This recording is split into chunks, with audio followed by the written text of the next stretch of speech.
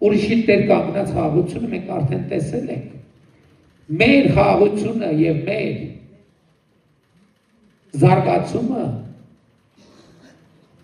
առաջին հերթին մեզ է պետք եւ մենք պետք է տեր կանգնենք մեր խաղաղությանը։ Մանավանդ ես կարծում եմ, որ Հայաստանի Հանրապետությունում այսօր կա ժողովուրդ, կա քաղաքացի, ով ի վիճակի է խաղաղությանը տեր կանգնել, որովհետև այս խաղաղությունը ձեր խաղաղությունն է, ժողովուրդ։ Այս խաղաղությունը ստեղծվել է ձեր զրկանքների, ձեր տառապանքների, ձեր համբերության եւ ձեր աջակցության շնորհիվ, ձեր իմաստության շնորհիվ, որովհետև եթե ժողովրդի աջակցությունը չլներ, մեր կառավարությունը չէր կարող այդ արդյունքին հասնել։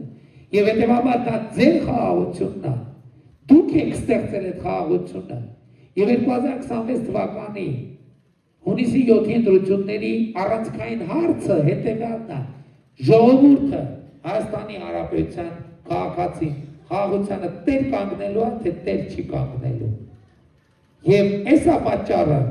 որ ես որպես 8 տարի ձեր թույլտվությամբ, ձեր մանդատով, ձեր աջակցությամբ Հայաստանի Հանրապետությունը առաջնորդած մարդ, ինձ իրավունք եմ վերապահում ձեզ կոչ անելու, խնդրելու, հորդորելու, որ